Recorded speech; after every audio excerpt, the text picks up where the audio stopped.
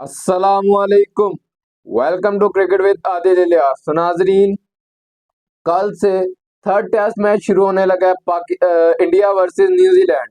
जैसे आपसे मैंने पिछले दो टेस्ट मैचेस के रिव्यू डे बाय डे आपसे शेयर किए, इसी तरह इस टेस्ट मैच के भी डे बाय डे इंशाल्लाह आपसे रिव्यू शेयर करूंगा।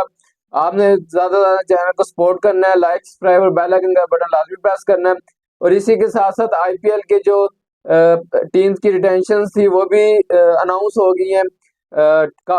जो 10 टीमें थी, सब ने अपने अपने प्लेयर्स, पांच पांच प्लेयर्स रिटेन किए। ठीक है, कुछ उनमें फॉरेनर्स भी हैं, कुछ इंडियन के प्लेयर्स भी हैं, और काफी महंगे भी फरोख्त हुए इस दफा काफी प्लेयर। इंशाल्लाह सारी अपडेट इस वीडियो में आपसे शेयर करूंगा, आपने वीडियो में एंड तक बने रहना है।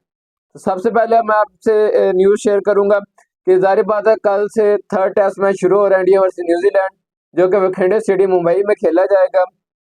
टाइमिंग मैं आपसे पहले शेयर कर देता हूँ कि पाकिस्तानी वक्त के मुताबिक जो टेस्ट मैच है वो 9 बजे शुरू होगा। और टैप मैट पे आप लाइव स्ट्रीमिंग एंजॉय कर सकेंगे। फ्री ऐड और उनकी सब्सक्रिप्शन लेनी पड़ती है, तो आप वहां से लाइव स्ट्रीमिंग एंजॉय कर सकते हैं इंडिया की जो against New Zealand third test match है। और इंडिया में ये जो मैच है वो 8 बजे शुरू, सॉरी 8:30 बजे शुरू होगा, क्योंकि आधे घंटे का उनका हमारा टाइम का फर्क है।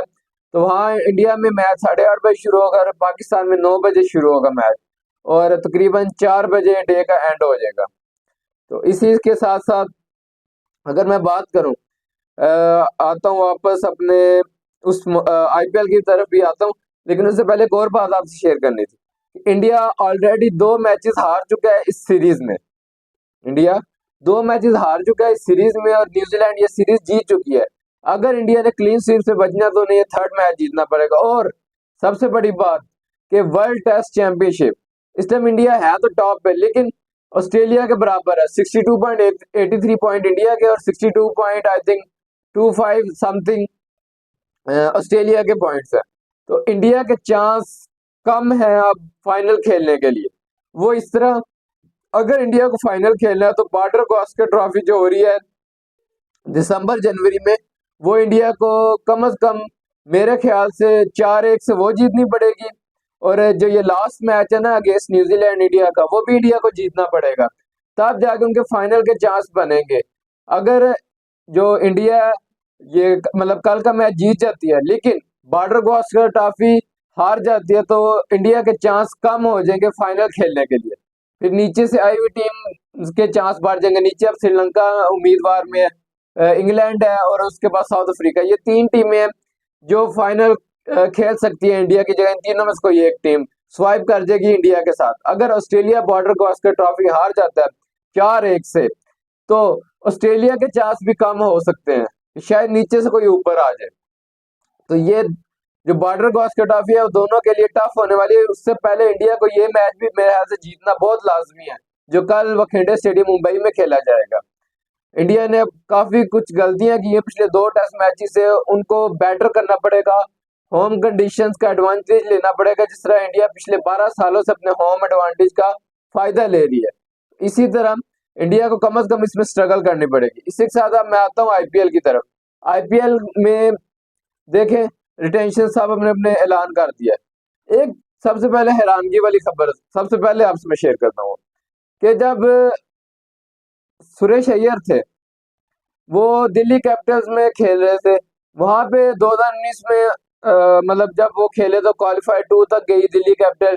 फिर 2020 में फाइनल खेली दिल्ली, 2021 में क्वालिफाई 2 खेली, और 2022 में सुरेश अय्यर को दिल्ली कैपिटल ने रिलीज कर दिया था। 2024 फिर में आई थिंक 24 में सुरेश अय्यर को पिक किया गया बाय केकेआर, यानी कोलकाता नाइट राइडर्स ने सुरेश अय्यर को पिक किया ऑक्शन में और उनको कैप्टन भी बना दिया। सुरेश अय्यर 2024 में आईपीएल में केकेआर के कैप्टन थे, और केकेआर चैंपियन थी 2024 के अगेंस्ट सनराइज हैदराबाद। तो अब अगली न्यूज देखें, 2025 में जो आईपीएल खेला जाएगा उसमें सुरेश अय्यर को केकेआर ने रिलीज कर दिया है। कोई भी टीम उसे ऑक्शन में पिक कर सकती है। केकेआर ने अपने कैप्टन को, जो कि चैंपियन साहब का, यानी पिछले सीजन के चैंपियन टीम के कैप्टन को केकेआर ने रिलीज कर दिया है। काफी हैरानकुन खबर थी, शायद ऑक्शन में पिक कर ले उसे, लेकिन एक दफा आपने उससे रिलीज की है, यानी आप एक दफा उस पर एतमाद नहीं थे, शायद आपके पीछे इसके कोई शायद प्लानिंग हो कि कुछ प्लेयर्स को लेना है तो इसको हम ऑक्शन में दोबारा पिक कर लेंगे। बहरहाल आगे चलते हैं, तो आपने लाजमी, मैं भी आपसे जो हर टीम ने अपनी रिटेशन की है उनके प्लेयर्स के नाम आपसे शेयर करूंगा, आपने प्रिडिक्ट करना है, प्रिडिक्ट योर फेवरेट टीम रिटेंशंस। अब सबसे पहले मैं बात करूंगा सनराइज हैदराबाद, जो कि पिछले साल की तबाहकुन टीम थी और क्या कहते हैं अनडिफीटेबल टीम थी सनराइज हैदराबाद। और इन्होंने जो अपने प्लेयर्स 5 रिटेन किए, जिनमें 3 फॉरेनर्स हैं और 2 इंडिया के प्लेयर्स हैं। वो इस तरह के सबसे पहले 18 करोड़ में फरोख्त हुए हैं PAT Cummins, legendary captain and my favourite captain and bowler. मैं खुद उनके दिल से इज्जत करता हूँ, बहुत अच्छे कैप्टन भी हैं, उनमें वो खूबी भी है। देखिए उन्होंने इंडिया को वर्ल्ड कप जितवाया, फिर टेस्ट चैंपियनशिप का फाइनल भी जितवाया, और फिर सनराइज हैदराबाद को पिछले साल का फाइनल भी खिलाया। अनफॉर्चुनेटली फाइनल में आके उन्होंने अच्छी परफॉर्मेंस नहीं दी, लेकिन मैं समझता हूँ बहुत अच्छे कैप्टन और जो टीम को लीड करते हैं ना, उसका क्या अंदाज है। उसके बाद अभिषेक शर्मा 14 करोड़ में फरोख्त हुए हैं, ये सनराइज हैदराबाद ने ही इनको रिटेन किया। आउटस्टैंडिंग परफॉर्मेंस इनकी भी, इनकी जो पार्टनरशिप थी, इनका पार्टनर था ट्रेविस हेड, उनको भी सनराइज हैदराबाद ने रिटेन किया, वो भी 14 करोड़ में फरोख्त हुए हैं। अब यानी 2025 में भी आपको जो सनराइज हैदराबाद की ओपनिंग है वो इसी सूरत में नजर आएगी, ट्रेविस हेड और अभिषेक शर्मा, और एक दफा फिर आपको ये अपना जलवा दिखाएंगे इंडिया के स्टेडियम्स में। इसी के साथ साथ सनराइज हैदराबाद ने जो अपना चौथा प्लेयर रिटेन किया वो 6 करोड़ में 6 करोड़ में वो खरीदा है नितेश रेड्डी। ये सनराइज हैदराबाद अपना खिलाड़ी को रिटेन किया। इसी के साथ साथ middle order batsman sunrise Hyderabad के, जिन्होंने पिछले साल अनबिलीवेबल मैचेस जितवाए मिडिल ऑर्डर में आके, और आई थिंक फास्टेस्ट सेंचुरी भी बनाई सनराइज हैदराबाद की तरफ से आईपीएल 2024 में। वो 23 करोड़ में फरोख्त हुए हैं। गैस तो शायद आपने कर भी लिया, उनका नाम है एंड्रे क्लासन, जो कि साउथ अफ्रीका के प्लेयर, आउटस्टैंडिंग परफॉर्मेंस उन्होंने दी थी पिछले साल। इसी के साथ साथ अगर हम बात करते हैं आरसीबी की, तो विराट कोहली 3 प्लेयर्स उन्होंने रिटेन किए आरसीबी ने। विराट कोहली 21 करोड़ में फरोख्त हुए हैं। उसके बाद रजात पदीदार है, वो 11 करोड़ में फरोख्त हुए हैं, और यश दयाल है जो आरसीबी ने, इनको भी रिटेन किया 5 करोड़ में। इसी के साथ साथ राजस्थान रॉयल्स को, राजस्थान रॉयल्स ने अपने 6 प्लेयर्स को रिटेन किया है, जिनमें 18 करोड़ में उनके कैप्टन संजू सैमसन, फिर 18 करोड़ में जसवाल, 14 करोड़ में रेयान पराज, उसके बाद 14 करोड़ में गुरल, और 11 करोड़ में उन्होंने हेटमायर, शिमरन हेटमायर को रिटेन किया है। उसके बाद संदीप को 4 करोड़ में रिटेन किया है राजस्थान रॉयल ने। अब आरसीबी ने सबसे कम प्लेयर्स को रिटेन किया, सिर्फ 2 प्लेयर्स को उन्होंने रिटेन किया है, एक सुशांत सिंह है और दूसरा प्लेयर उनका है जी एक मिनट, हाँ, परविशमान सिंह। ये 2 प्लेयर सिर्फ उन्होंने रिटेन किया, बाकी किसी को रिटेन नहीं किया। अब बात करते हैं मुंबई इंडियंस की, जिन्होंने 5 प्लेयर्स को रिटेन किया, जिसमें सबसे जो हाई उनका है वो जसप्रीत बुमराह है, जिसको 18 करोड़ में उन्होंने रिटेन किया है। सूर्या कुमार यादव को 16.35 करोड़ में रिटेन किया है। हार्दिक पांड्या को भी 16.35 करोड़ में रिटेन किया गया।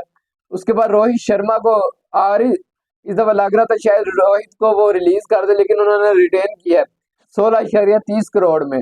इसी के साथ साथ जो तिलक वर्मा है उसको भी उन्होंने रिटेन किया 8 करोड़ में।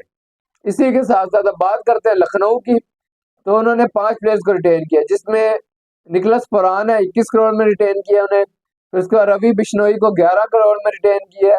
Mayank Yadav outstanding performance in previous season of IPL 2024, 11 crore में रिटेन किया उन्हें।